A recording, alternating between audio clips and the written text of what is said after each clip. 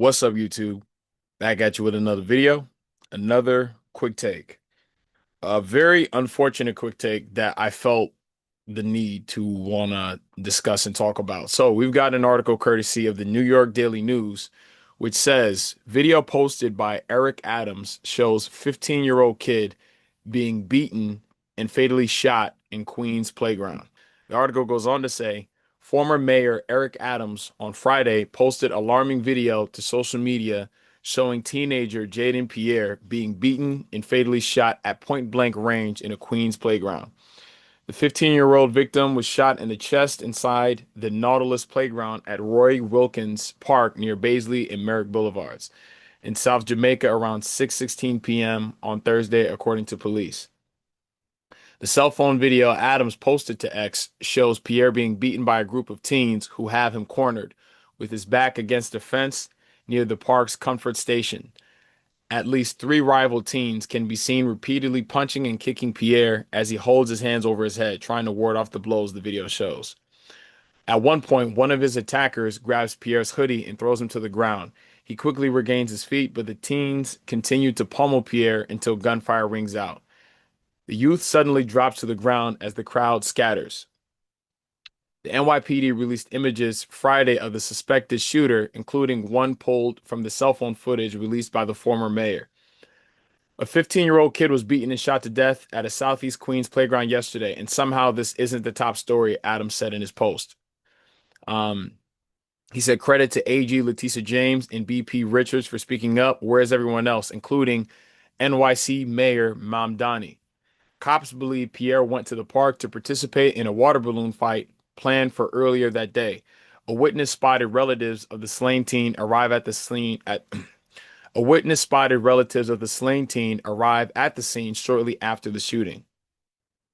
His aunt ran up. She was leaning over the body. She was screaming, my baby," said Keith Suggs, age 62. Then the police arrived and said, don't touch the body, and they moved her away.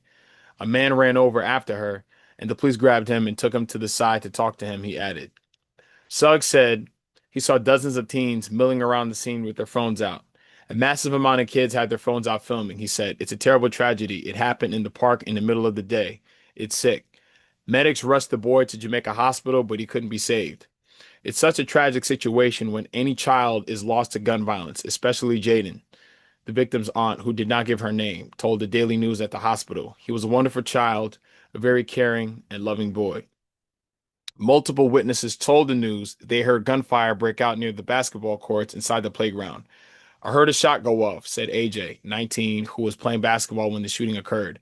I came running to see if he was all right, and I saw a kid dead on the ground. He was lying there dead.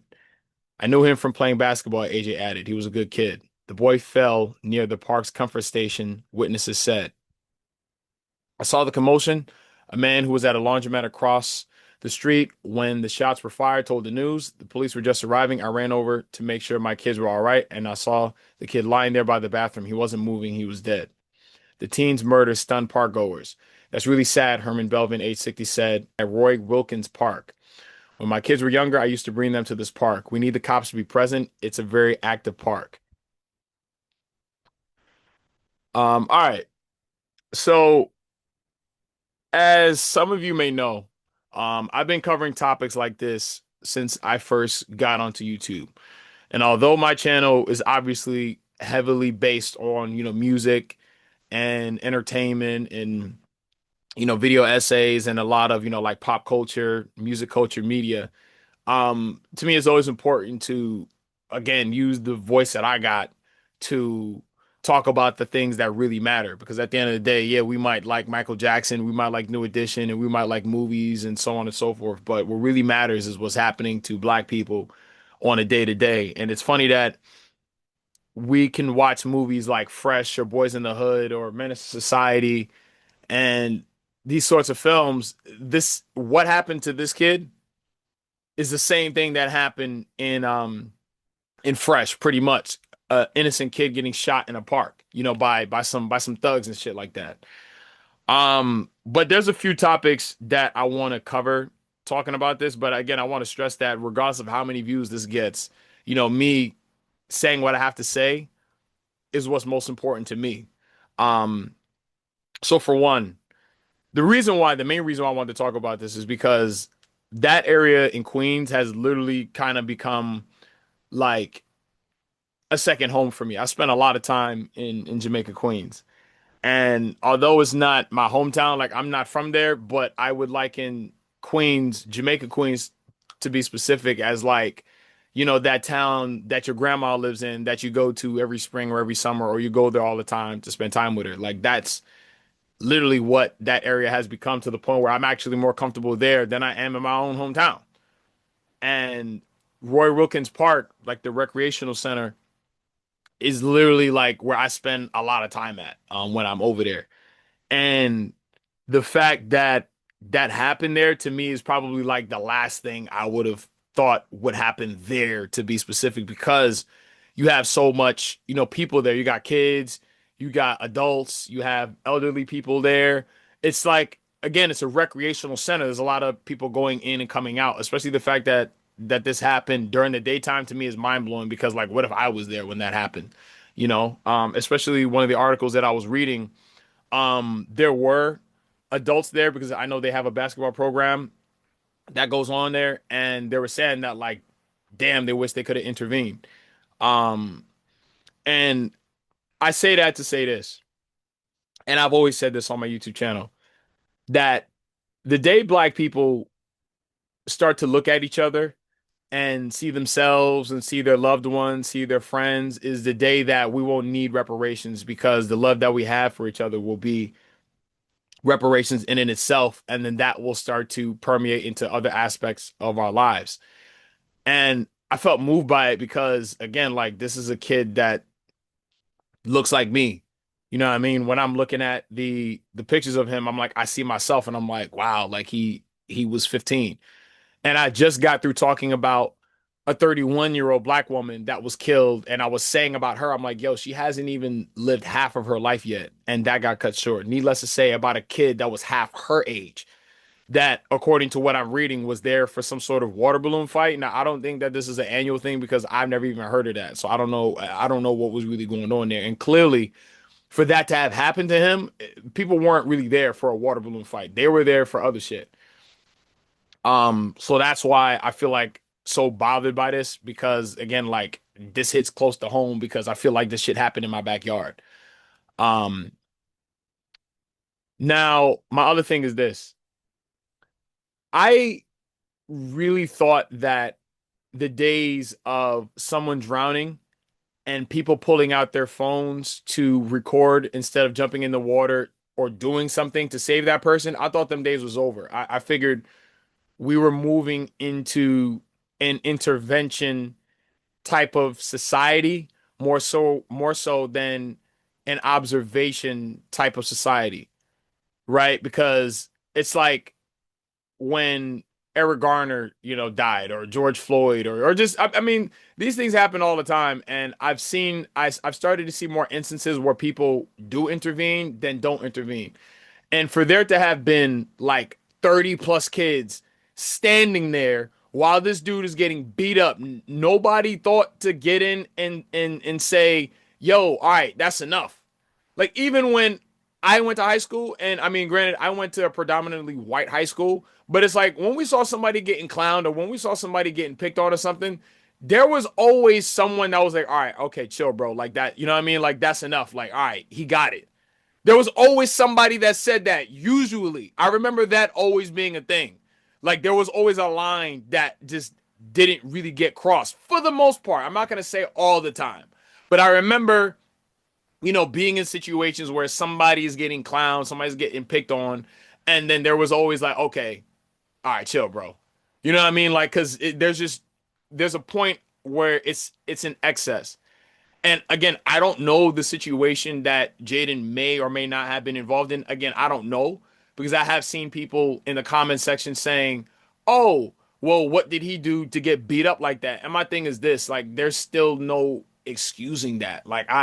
And I guess this must be like a YN young nigga thing, like to jump people, because in my mind it's like, all right, if two niggas got a problem, y'all shoot the fair one and then that's it. You know what I mean? Especially in this case scenario, because I've seen the video. It's like, all right, like that was enough. Like y'all beat his ass already.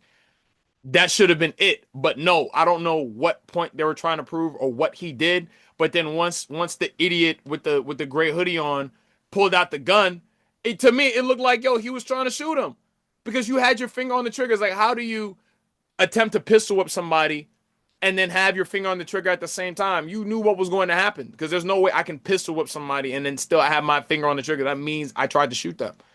So in my opinion, that was murderous intent. You murdered him. And also, all of these kids to me are our accomplices because what do they say? When you see something going wrong and you don't say anything and you don't do anything, you're just as guilty as the culprit. You're just as culpable as the culprit because you stood there and you did nothing. There was one black girl that was right there, got the perfect view and everything of what happened. And then it's like you were recording him getting his ass beat. And all of that was entertainment up until the point that he got shot. And then all of a sudden, oh my God, what the fuck? Oh my God, oh my God. What's the difference? Because you were seeing somebody literally getting beaten. And he could have died. Like, yo, people don't understand. Like, yo, one wrong kick to the head, one wrong punch, or the way that you land on your skull, that could be it. So it's like already you have to be mindful of like where your punches are gonna land because yo, you might end somebody. That's like boxers. Boxers die in the ring all the time because of trauma to the head. These dudes was punching them, throwing them to the ground, kicking them, all types of shit. I even seen the tall nigga in the back, hitting them, and I was like, oh shit. So it wasn't just those two or three guys. It was a bunch of them in there. And again, I don't know what happened, but to me, that was just straight bullying to me. Bullying, like, gone to the absolute extreme, especially again, the fact that one of them, had a gun. And all of them are accountable. Personally, like all of them need to see some sort of, legal action or some shit, especially for the types of police that they got in that area. It's like, what were y'all doing? And there's a big difference between suburban cops and city cops, cops that you would find in the Bronx, in Brooklyn, and in Queens, especially the Queens cops. What were y'all doing? It's like every time I'm over there, I see police officers like on every goddamn block. So where were they at that point? I just don't understand because this didn't need to happen and it did not need to go that far, which is going to lead me to my next point. This all started in the house. Okay? The way that you see kids, preteens, teenagers, young adults, adults, and even senior citizens, the way that people behave all stems from the way that they were raised inside their house. So when you see kids that are just watching somebody getting beaten up and then not doing nothing and just laughing and giggling with their phones out, then that just tells me that their parents did not teach them any sort of morality or any sort of love for one's fellow man or any sort of value for human life at all. Because we're not talking about a pedophile or a rapist, or a domestic abuser being, beaten and castrated, in public. We're not talking about that. We're talking about again a 15-year-old kid who I'm pretty sure was not, a criminal in any sort of, way, shape, or form, being beaten up for not any good enough reason, and again beaten up by 5, 6 guys, and all of them just stood there. That means every single one of them kids does not have any value for human life whatsoever beyond their own. And that speaks to, again, the problem with black people as a whole, because it's not, I can't just only talk about these things when a white person kills a black person or when, a black person is just wronged by somebody who's, non-black. I have to talk about the black on black hostility that we have. When PNB Rock, the rapper, got shot years ago in LA, what did I say in my rant? And y'all can look this shit up on my Twitch streams playlist. I said we have to talk about black on black hostility first. It's not only about white people. Yes, there is such thing as racism. There's such thing as prejudice. There's such thing as, you know, um, white supremacy and all these things, right? But we have to talk about the shit that we're doing to each other that's holding ourselves back at the same fucking time. And it's on The fucking parents. It's the parents that are not doing their job. It's like if you see kids that are not on the right path, it's because their parents failed them years ago. So even that same kid that pulled the trigger on them, the same kid that was beating them up, their parents failed them before that. So all we're looking at is the result of shitty parenting or damn near non-existent parenting. It's either one of the other. It's either the parent was there and they weren't doing their job, or the parent just wasn't there. Period. And then the kids were raised, or conditioned by society, and then this is how they turned out. This is exactly how they turned out. Because if you're not, as a kid, if you're not like exposed to like positivity and love and something to again like counteract the negativity that you're exposed to, this is how you end up. This is exactly how you end up. I'm gonna quote Uncle Ben from the first Spider-Man. He says to Peter in the car before he gets shot in the movie, and he says, "These are the years that a man is changing into the man that he's going to become for the rest of his life." And he said, "Just be careful who you change into." This is facts. I'm going to use myself as an example. Me as a kid, I was exposed to way more negativity than I needed to be exposed to as a young black boy coming into this world. From very young, I was already exposed to like domestic issues in the house, on the parts of both of my parents. But because I was not only, exposed to what, a healthy household and healthy black love and healthy families could be via shows like Fresh Prince of Bel-Air, the Jamie Foxx show, Family Matters, and A Different World and all of that, and then other, healthy figures that I met along the way of life, bro, I would have ended up just like them. I would have ended up just like them. I can call the kids idiots. I can point the finger at them and I can hold them accountable, which is true. But because they're not even 18 yet, who do I have to look at? The people that's supposed to be watching them. This is why when you're at a certain age, you literally have a legal parent or a guardian, somebody that is watching over you, because at a certain age, you do not know what you're doing. You do not know what you're doing. And it's the fucking parents that are failing children every day, whether they're in urban inner city areas like these kids or they're in the suburbs. Straight up. Because if anybody that's listening to this and you've made it thus far, and if you know anything about my YouTube channel, and if there was a part of you that felt like, wow, he is a nice guy, he is a good person. I like how he spreads positivity and he's trying to, teach people and encourage people and uplift the people that watch and support his channel. If there's any part of you that feels like that, I'm going to tell you right now that none of that is, my parents are not to credit for that at all whatsoever. Me, I'm literally the result of the villages that I watched, and then the people that have touched my life in different ways. Because I never really had a consistent hand over my life. Straight up. Not a positive one at that. I've had consistent negative hands on my life, but I've never had a consistent, like positive, loving, supportive, encouraging hand on my life. It's like I've had them touch me, and then I kept the feeling of what that felt like, and I held on to that in the midst of the negativity, in the midst of the emotional neglect and the verbal abuse, because these are the things that are happening to these kids. That's why they act like that. That's why they're angry. That's why they're mad, because something happened to them, or things are currently happening to them, and then this is their response of how they act and maneuver in the world. Because there's no way you come from a positive household and then this is what you do. No, it's because they come from fucked up, shitty ass households. And then again, they didn't have any sort of positive example to lead them in another direction. Because they're in a motherfucking, Roy Wilkins Park rec center, for crying out loud. And not one of them probably came from any of the programs that they have over there. It's not like these things don't exist. They do exist.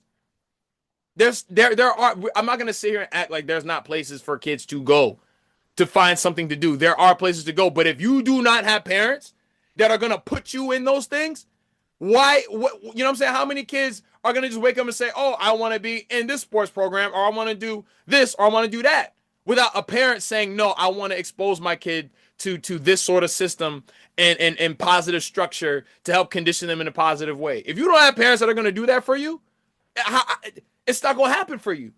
I have another video on my channel where I was talking about Power, Raising Canaan, specifically one of those rants. And what I like about those shows is that, or that show in particular, is how accurate it shows the toxic family dynamic. And I was saying how two of the main, well, really damn near a lot of them, but two of the main characters on the show, which is Kanan and then his cousin Jukebox. I said that these are two very bright, talented kids on the show, and I said if you do not have parents that are going to get behind that talent, that potential that you have, it's just not going to happen for you because both of them were born into crime-ridden families. Specifically, Kanan got into the drug business. Why? Because he has a mother that was into the drug business. He had, an uncle, two uncles that are into drugs. So that's what he ended up doing. Despite his mother trying to keep him in school, but it's like, how are you going to try to get me to follow, a path that you're not on? You're my only point of reference. It's like I also see some of these stupid ass videos where you have these dads, right? And then you see how aggressive they are towards their sons. Right, it was like I seen one video of I don't know if the dad was in on the prank, but I'm just gonna assume he's not. And then you have him pranking his dad where he's like talking back to his father, right? And his dad is like, "Oh, you better watch that shit." And then he walks out the room, and then the boy goes, "Oh, well, you know who I am." And then the dad comes back in. He's like, "Yo, I'll break your fucking jaw. I'm gonna do this. I'm gonna do that." And I'm like, "Why are you so angry?" Like I'm literally asking myself that fucking question. I'm like, why is this nigga so angry? And how the hell are you going to threaten to break the jaw of the boy that you raised from scratch, that you watched? I mean, if you were even there, come out of the goddamn womb. How? And I know for these kids to be like that, that's because they have parents that were just like that. Ratchet, fucking negative, fucking aggressive, abusers, neglectors, all types of shit. Because I had a dad that was like that. Verbally fucking abusive, mad fucking aggressive, threatening me, threatening my motherfucking life, all types of shit. And again, if this nigga was my only point of reference in life, I would have came out just like him, if not worse. Just like him, if not worse.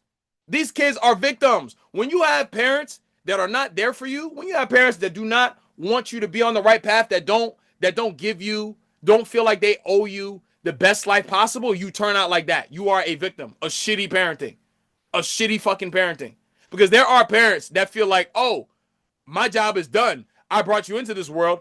You owe me because I brought you here. Nigga, it doesn't fucking work like that.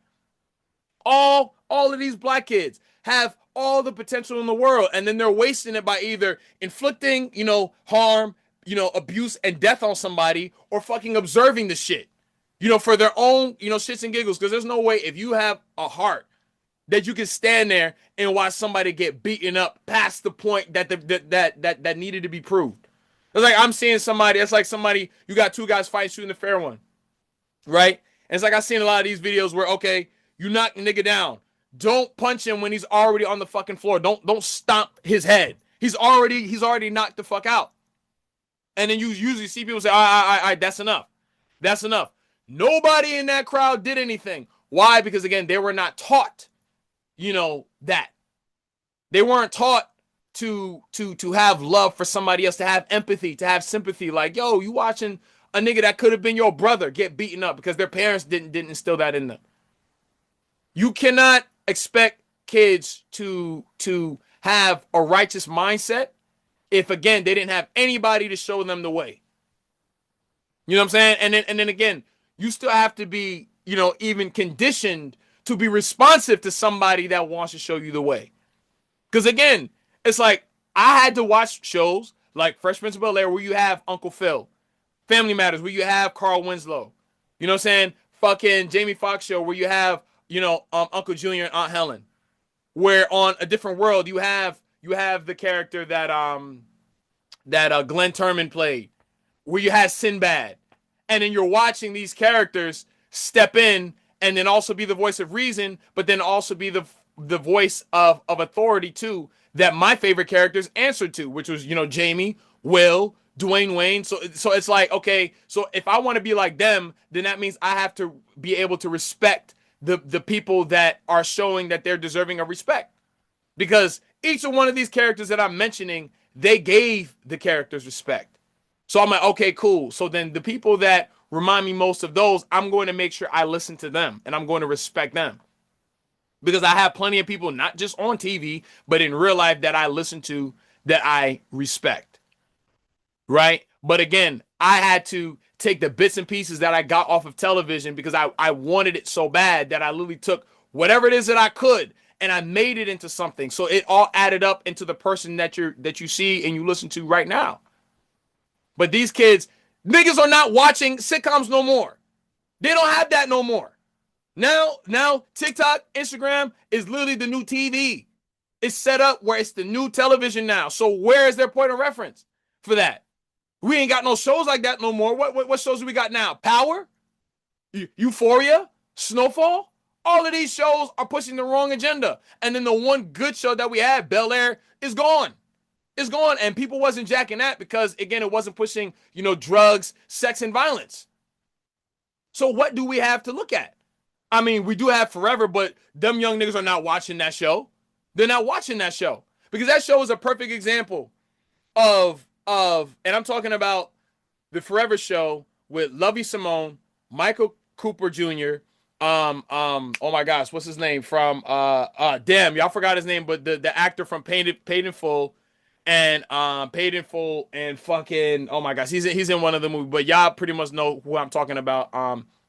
Wood Harris, bam, Wood Harris, and the lady that plays his mother. When I watched that show, I'm like, man, how nice it would have been to have come from not only a two-parent household, because you could have a toxic, unhealthy two-parent household, and I've seen that shit in real fucking time, but a healthy two-parent household where you have balance, where you have the mother, because in the show, you got the mother that's literally causing all of this ruckus in her son's life, but then you still have the father to balance it out. So he had the best of both worlds. So when the mother was literally trying to be all iron fist, ironclad, not letting him be a man, he's like, yo, you got to let him be a man. You got to let him be a man. Here, son, take the keys, go be there for your girl, come back home by midnight. Son, you got this. Go ahead and do that. You have not only just two hands, but you have four hands on your life, pushing you to be successful and healthy, mentally, emotionally, and physically. And I'm like, damn, I don't know what that's like. I don't fucking know what that's like. I can't relate. I can only just watch the show and then put myself in the character's shoes and feel like Wood Harris is talking to me. That's the only way. But again, kids are not thinking like that now. Kids do not think like that because it only takes the wrong type of stimuli, the wrong type of variables introduced into their minds to corrupt them for the negative. If you don't have anything to balance it out, if you ain't got nothing to balance it out, and I'm not to say that I wasn't exposed to negativity, but again, there was balance. So it's like I had options. It's not like, okay, being a thug, being a gangbanger, doing drugs, and drinking alcohol was the only option. Because again, me, I don't drink alcohol, and I don't do drugs. You can check on my channel. I'm been saying this shit for the last 6 years now. I don't drink. I don't fucking do drugs. I be telling niggas, go to the gym, do right by your girlfriends, this and that. So it's like I've been saying the things that I'm saying to try to help the next person that might come across my video and then help him. Because somebody might go on YouTube and say how to be more confident, how to deal with negativity, how to deal with abuse, how to, put yourself first and all of these different things. It's like I'm doing that because I know there's somebody out there that doesn't have that type of guidance. So then let me try to be that for them and set a positive example. So if you ain't got nobody else, let me be the positive example that you follow. Because it's like they say, you grow up to be the type of person that you would have felt safe with when you was a kid. That you would have wanted to turn to when you was a kid. Because shit, hell yeah, I wish there was a YouTuber or I had an older brother like figure that I could come to when I'm getting cursed out by my dad. You know what I'm saying? That when I need something, my mom doesn't fucking, give it to me, but then I got somebody that's gonna have my back. Or at least if they can't give it to me, they're gonna help me try to get it. These kids, they don't have that. All of those kids were failed by their fucking parents. That is the real conversation we need to have. Because despite whatever, societal adjustments to the community that are made, none of that can trump a bad, broken, negative, toxic, generational trauma plagued household. This is facts. This is facts. All facts. Because if you don't have your parents that are doing it for you, then you need to be able to find somebody. And a lot of these kids, it's hard for them to find them, because they weren't taught to look for it. You know what I'm saying? Because a lot of people, again, they say like, yo, like, Uncle Phil was their TV dad. These kids, they don't have TV dads. They don't got TV moms. Carl Winslow is my TV dad. Harriet Winslow is my TV mom. Uncle Phil is my TV uncle. Aunt Vivian is my TV aunt.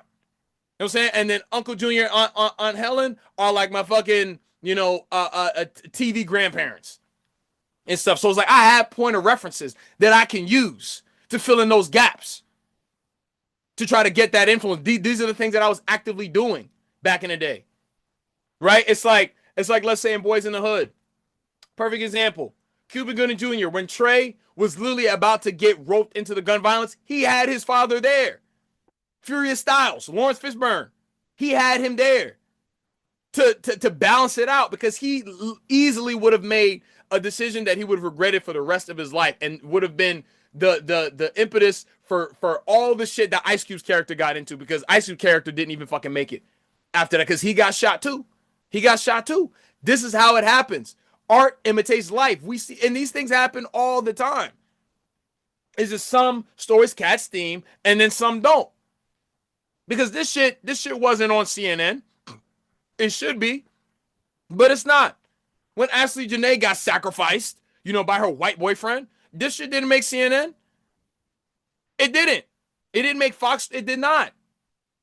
So this is what I'm saying. So it's like we really have to look at the root cause of how we got here. You know what I'm saying? It's like I got a problem with somebody, and then I'm always gonna look at, all right, well, so how do we get here? How did we get here? Because we didn't just get here, right? It's like you got to go from first base, second base, third base, fourth base. How did we get here? There was a lead up to it. A lot of times people focus on the last thing that happened, not understanding what actually got them in that position in the first place. And me, I'm saying, okay, these kids just didn't all of a sudden decide just to dress like that. These kids didn't all of a sudden think, oh, beating on somebody is right. These kids didn't automatically just assume, oh, let me have a gun in my bag. Where did this come from? They had to have followed something. And then these are the types of people that they follow. They're garbage ass, shitty ass, trash ass, ratchet ass parents. That's who they were following if they have them. And if they didn't have them, they were following some ghetto ass motherfucker from the hood that was telling them, being a YN young nigga, this is what they need to do. This is the right thing to do. And then they think that shit is cool because it's not. It's not. It's not. And it all starts with the parents. I say this, I'm able to have this conversation because, again, if I didn't, have something to balance it out, I would have ended up just like those types of kids. Because I would have been angry. I would have been resentful at the world for the things that I didn't get, and then I would have been trying to compensate. And I would have been in pain and I would have been hurt deep down inside. And I would have tried to compensate for those things with, again, external aggression, taking it out on other people. Getting into drugs, getting into things to try to validate me in the ways that I was never validated by the two people that brought me into this world that was supposed to love me. The fucking right way. Because a lot of times parents, again, they think, oh, I'm going to give you the love that I know to give. No, you got to give me the love that I need because I didn't ask for you. You asked for me. And if you couldn't do the job, then maybe you shouldn't have had me in the first place. Which, again, there are some parents out there that if they had their way, you wouldn't even have made it out the womb if that was the case. So it's like it's like how I feel about the situation is a double-edged sword, right? But if I'm going to swing that sword in somebody's direction, I'm going to swing that sword in the direction of the parents that were not there for their kids, that did not teach their kids, that did not guide their kids. Because they don't teach morality and righteousness in schools. Not really. I mean, you do have some teachers that will take you under their wing and talk to you and help you.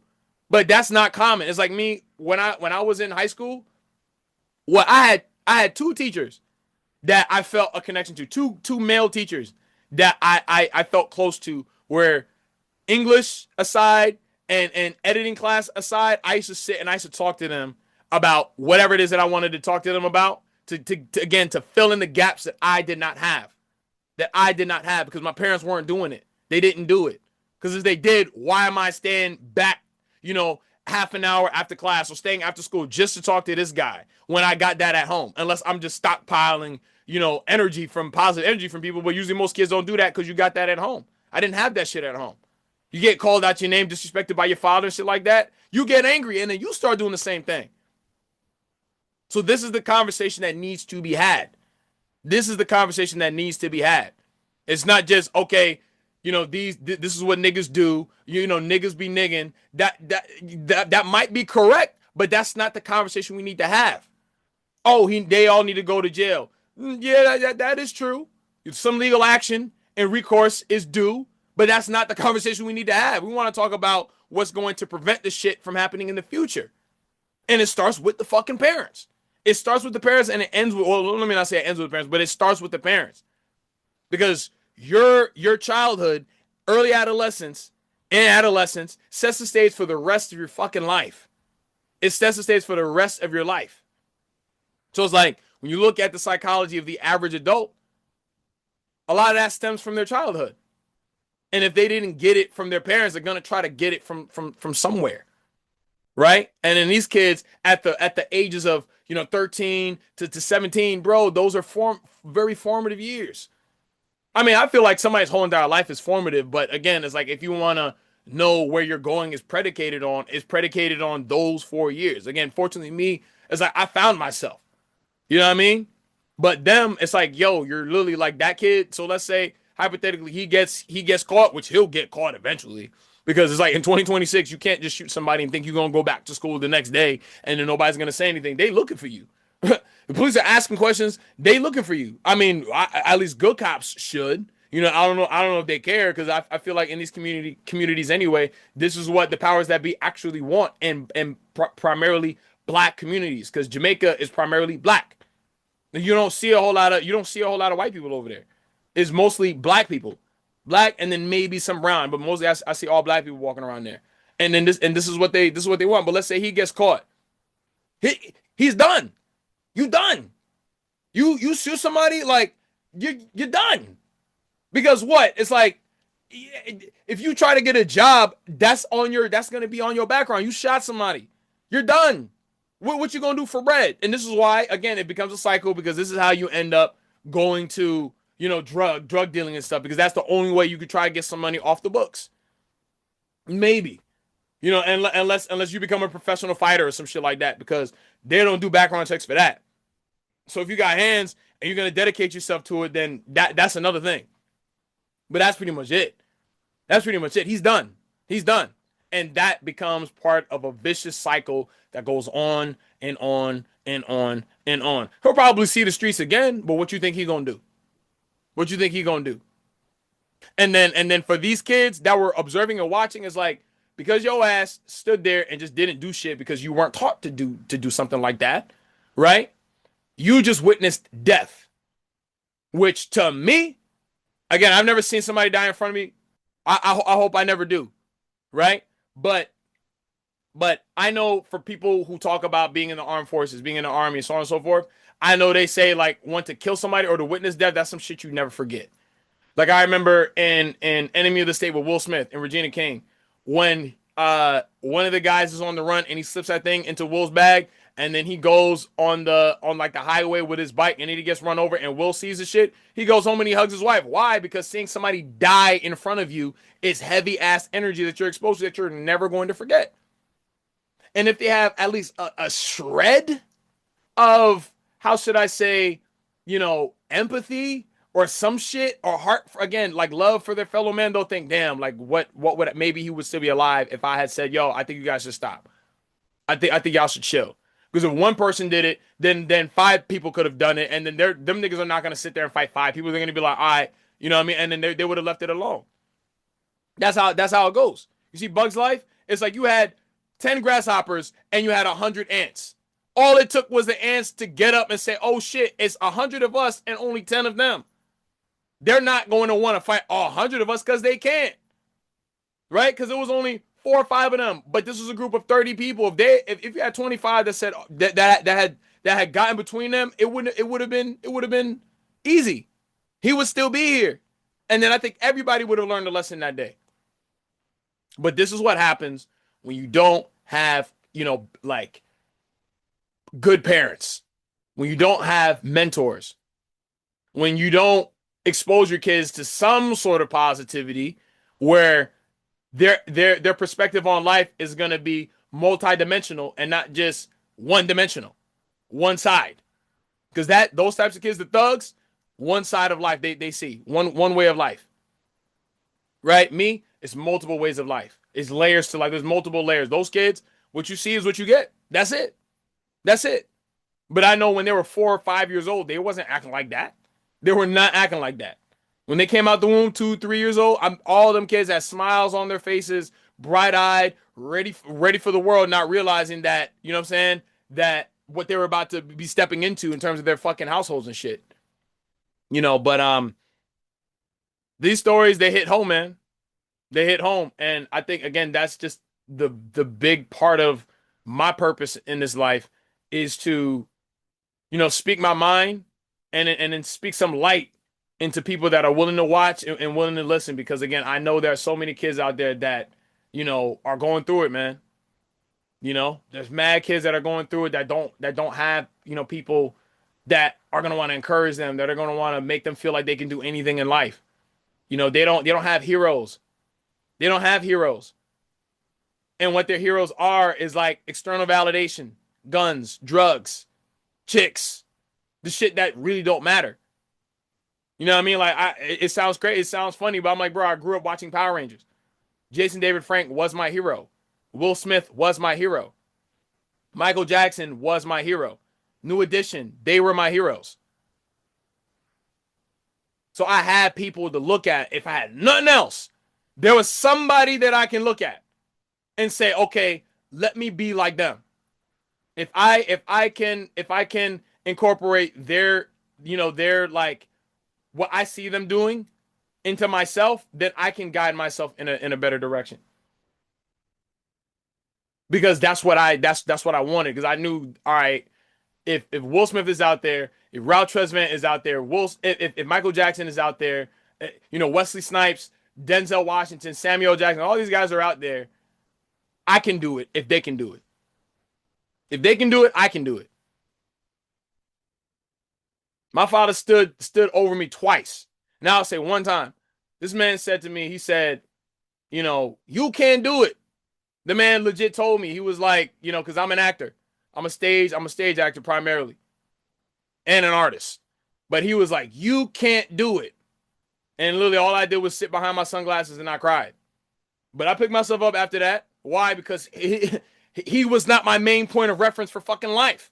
He was. I'm like, I don't have to listen to that guy when there's so many other guys who are successful with smiles on their faces and shit. I'm just gonna listen to them. I'm not listening to you. So even if it does affect me because you're my dad, I'm still going to listen to these guys because Will Smith was the one that said to me, don't ever let anybody tell you that you can't do something. People will tell you you can't do something because they can't do it.